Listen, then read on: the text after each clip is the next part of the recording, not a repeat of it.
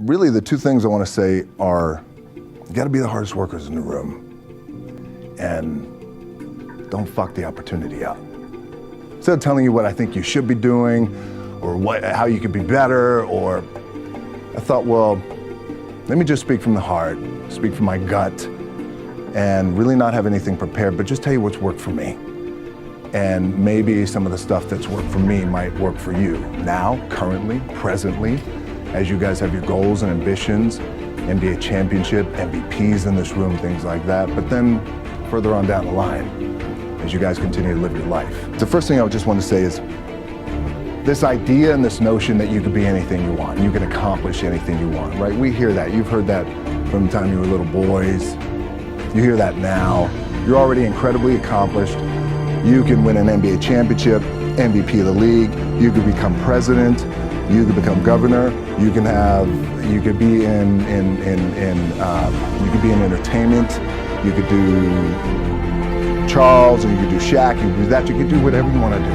You guys know that. The thing that has worked for me is to remember the hard times.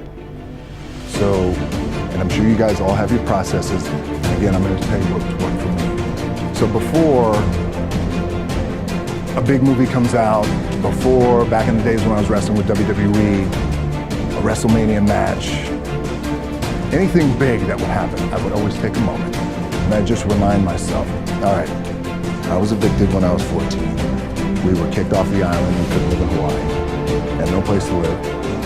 A lot of shit happened then when I moved to Nashville. I was arrested multiple times by the time I was 16 years old.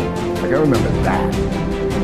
If I were playing on this team, which my skills are, what's that term? Oh, shit. So, I was playing.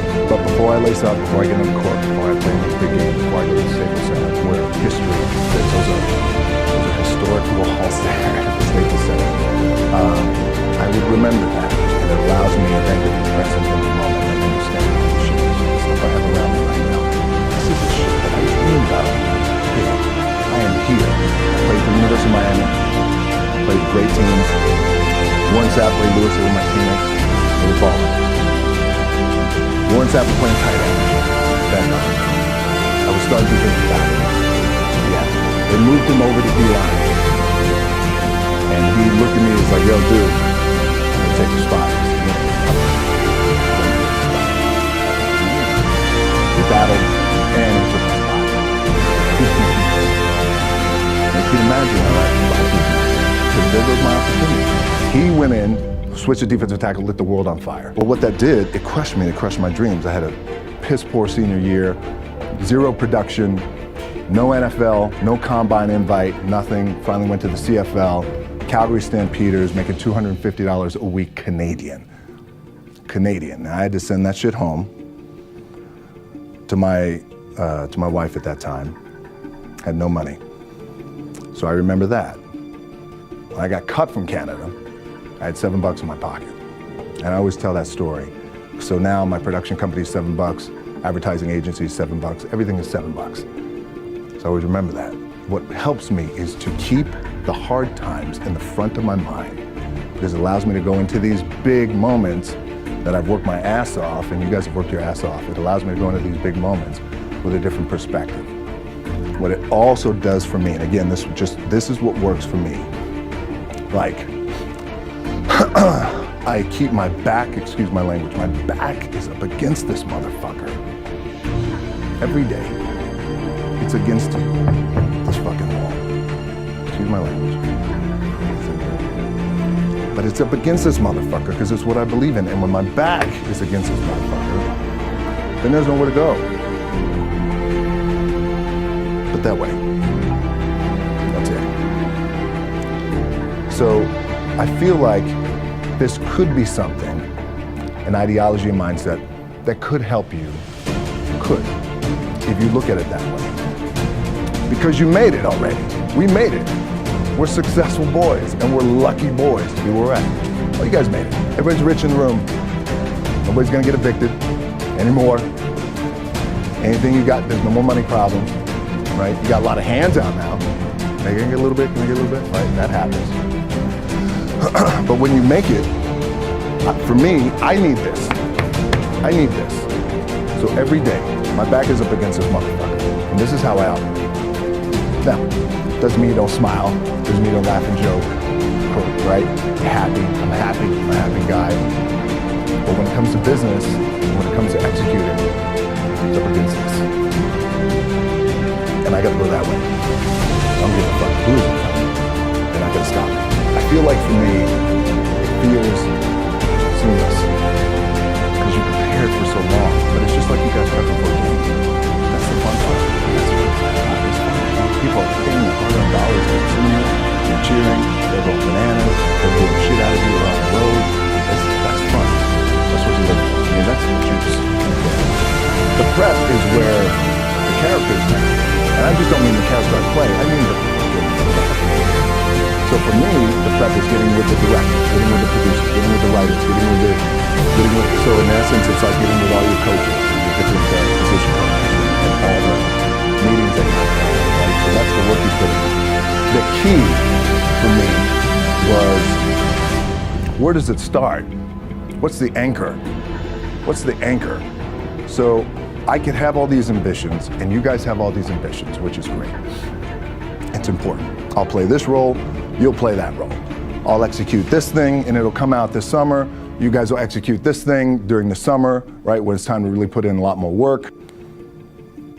But the key with me is just always finding what the anchor is. And the fucking anchor is getting up at 4 o'clock in the morning every day before anybody else and grounding my thought process is in the no one will outwork me. No one. I love and I respect you guys. Motherfuckers won't outwork me.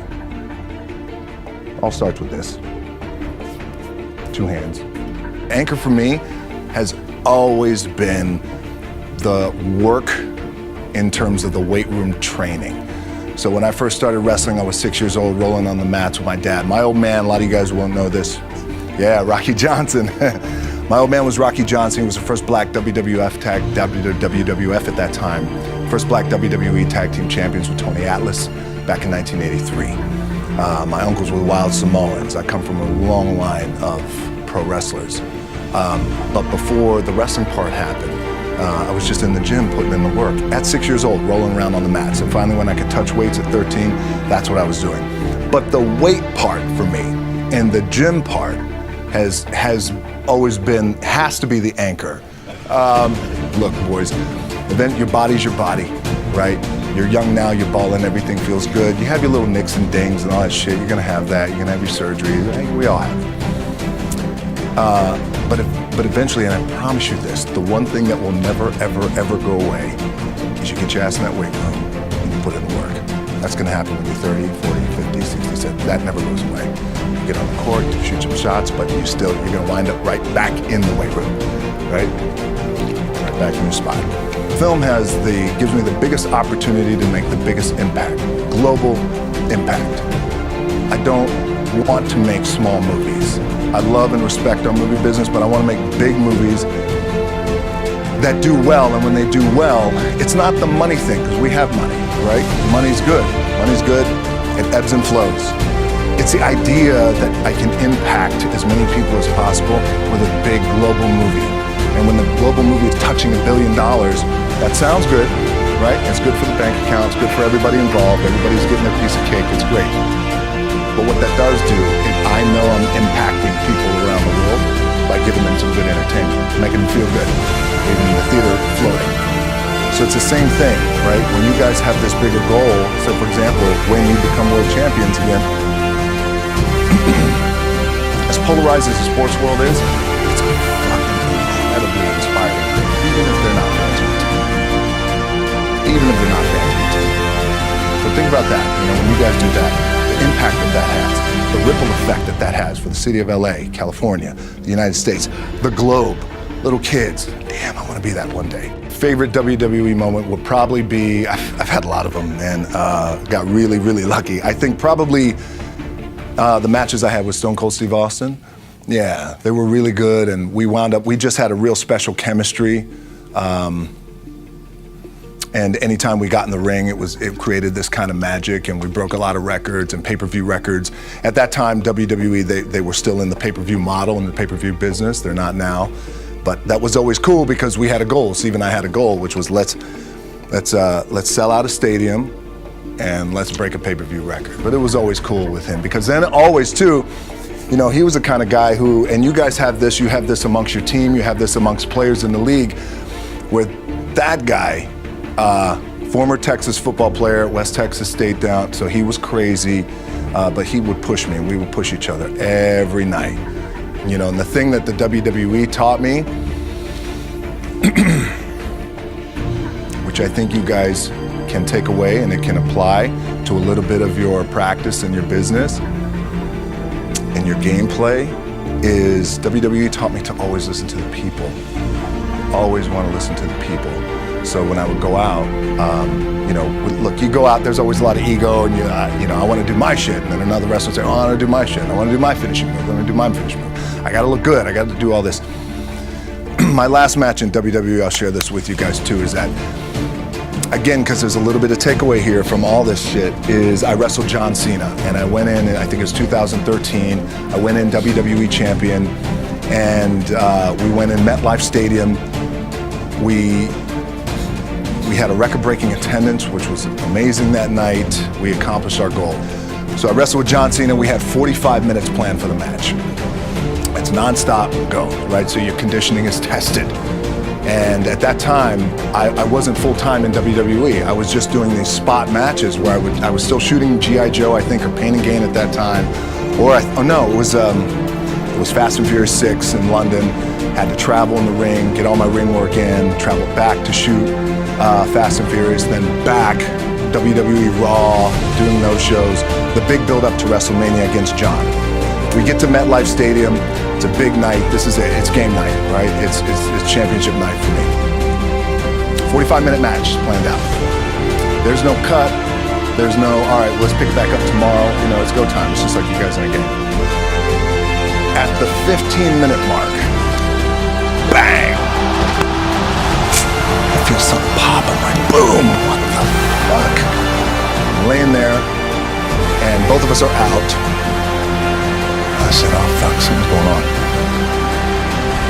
And I stick my hand, that was 85,000 people, right? And we're just laid out like this. I kind of roll over, I stick my hand down in my trunk just to see, I want to make sure that there was no bone sticking out.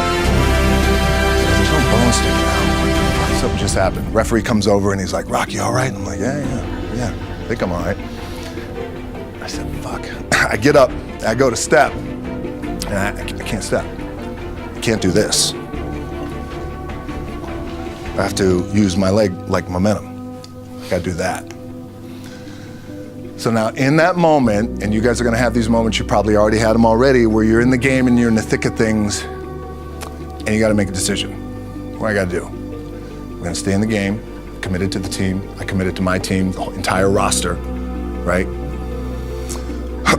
And in the world of wrestling, when you have a big show like this and you have a big main event that the entire show is based around, the wrestlers will come up to the two people in the main event at some point all throughout the night in the locker room and just be like, hey, thank you for the house. I appreciate it. Thank you for the house. And what that means is, that's their way of saying thank you for helping draw 85,000 people and putting a lot of fucking money in my paycheck, in my bank account. Thank you for the house. We got a lot of thank you for the houses that night. Bang. This happens, and now I realize I can't move my leg. And I got 30 minutes left of this match. And it's not just like fucking around. I mean, these are like, we got to put on a show. There's a lot of big flying and suplexes and all that. So I could tell the ref says, are you okay? And I have one moment. In this moment, it was a defining moment. I could either tell him, no, I'm done. He gives the signal, match is over. Or, let's keep going. And again, this is a little takeaway for you guys. If you ever have this moment, I'm sure you have. If you haven't, it's coming. We had this decision. And I said, no, let's keep going. I said, how much time is left? He's like, 32 minutes. I'm like, fuck, okay. Rest of the whole match, couldn't move, doing everything like this. I'm getting scared because I'm thinking, man, well, what happens if I pinch something or something like, you know, I don't know, your mind starts fucking with you in the moment. There's 85,000 people, your adrenaline's rushing. Thinking, man, what happens if I'm gonna lose my leg or some shit like this, if I've just done something to my artery? Final move of the match is his big finishing move. And I remember I'm getting up and I'm turning like this because I have to fall into him. He's gonna hit me with his big finisher. It's like a massive suplex where I go over his head and fucking slams me down. And I remember turning into John, and he says, and I remember thinking to myself, God, please don't let this be too bad. Just take care of me. Take care of me. Bang! I feel boom! Now I don't know what the fuck just happened. Now luckily the match is over. He pins me 1, 2, 3. Comes in the back. Get to the back. I can't move. Now getting more nervous. And doctors come in. John comes in. You okay? He comes in. We always like to celebrate with booze. He brings like moonshine, like legit moonshine. It's like crazy white boy shit that they bring, like in a jar. This is moonshine. Hey, let's have some moonshine. Okay. Don't know what's happening. Rush, get on a jet, rush home. My doctor's down in Florida.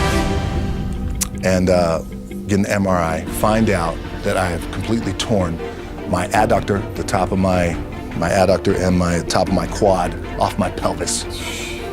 Yes, really, really fucked up. So it's a very long story to tell you.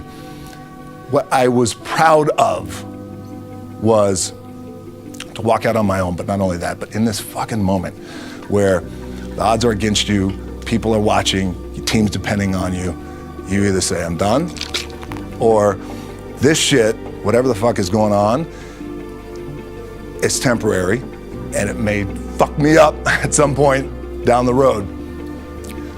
Look, at the end of the day, like again, it's the kind of stuff that I talked about at top is I have to hold on to my dad in his pickup truck came down 4 o'clock in the morning, picked me up in Miami from Tampa. We lived in a little shitty apartment in Tampa. He drove down in his little pickup truck to Miami to get me when I was cut from the CFL. I was driving up I-75. I don't know if you guys are from Florida, any of you guys, if you know, it's I-75 is like, especially down in Florida, Alligator Alley. I'll never forget it. It's 4 o'clock in the morning. And I thought, well, fuck. I leave home like you guys left home. I'm ready to tackle the world, get after it, achieve my dreams and goals. Fucking crushed by 22, 23 years old. Now I gotta move back in with my mom and dad. I played on great teams though. Wait a second, this is not supposed to be my future. I'm supposed to be in the NFL right now. I'm supposed to be making a lot of coin and buying my parents shit, buying me shit, taking care of my wife, but it never happened. So I pulled out my wallet, I thought, well, let me see how much money I have. I opened it up, I had a 5, a 1, and change. I'm not fucking around, and well, at least I rounded up to $7. But I thought, God, ain't this a bitch? I got $7 in my pocket. Where the fuck do I go now? What do? I can't go back to CFL, because you know, point comes where you hear that voice, big run's over. Like, you're done, right? So I heard that voice. So as Coach was saying, man, I hold on to that shit. I'm telling you, I keep my back is up against this motherfucker. We laugh, we joke, we have a good time. Press is always fun to do. Sometimes you gotta make it fun. That's another thing. You gotta do your best to make press fun. If you can't, but my back is still up against this motherfucker. I do not forget it. So Coach was saying, like, you're gonna go through challenging times as a team. You guys are on the come up, you're on the rise. What this also helps me do, and again, it works for me, is at some point, you gotta be fucking tired of not being number one. You have to be, and you gotta fucking play angry, and I play angry. Now, I'm cool and calm with my approach, and when I step out on my field, which is a set, or, you know, like, there's some, and you're always gonna have haters, and haters are like, well, damn man, how many movies are you gonna make, or how much shit are you gonna do? Like, you do a lot of shit. I say, yes, it's my ambition. Of course, why not? I can do it. Yeah, I love what I do. And not only that, but in what world do we not work every day? Doesn't mean it's just like you guys in the off season. You gotta work every fucking day. It doesn't end. My back is up against this thing, you know, and I started to play angry, by the way, and I still play angry. My last match, Brock Lesnar, transitioned, and I realized if I had to be great at something, I wanted to be great in this world of Hollywood and movie making and producing and entertainment, I had to commit, and like you guys have to commit. Obviously, you commit to something, commit to the goal. So I quietly retired. 2 years later, I thought, what the fuck did I do with my career? Because my movies were not doing well. I was written off. I was like, it was around 2006, 2007. I was like, God damn. I left, I pulled a Jim Brown. I left when I was on top, like #1 in the wrestling business, and I left. It was a ballsy, gutsy, some call it stupid move, but I had to commit and I had to follow what was in my gut. And at that time, I'll share this with you guys, and Will Smith is my boy, and I sat down at that time with the agency I was with, and they said, what do you want to accomplish? I said, I want to accomplish the world. I want the world, and I want Will Smith's career, and I said, and I mean this respectfully because I know he's here at this agency with us, I want to do it bigger and better. And they looked at me like I had 3 fucking heads, and they were like, okay. But I still stayed focused, and I still had still put in the hard work with my 2 hands, and that's it. And that's what it comes down to with you guys too. You know, look, I appreciate you guys giving me the time. I enjoyed this back and forth, rapping a little bit. But the one thing I do want to leave you with is, as you guys know, there's nothing you can't accomplish. You're gonna go on, you're gonna become world champions. The key for me, what I think one of the keys is, remember where you came from, keep that shit in the front of your mind, and when shit goes bad and it goes sideways, a lot of shit does, you're getting booed out of the fucking building, or you're coming through this injury, or people are writing you off, oh, you guys ain't gonna fucking make it, you know, any of that shit. You gotta keep it in here. And it really has to, it should drive you. It should. It works for me. It should drive you. You get all the talent in the world. It's all here. It's all here. Everybody's the next best thing. Everybody's the thing. Everybody's the best. It's all here. But goddamn, I want to do it better. I'd want to do it better. How that is, because they even said to me, well, how do you do it better than him? This was in 2006. I said, I don't know. But I do believe there's a better way to do it and a different way to do it. Maybe it's through social media, connectivity, global, I don't know. Let me understand the market, all that.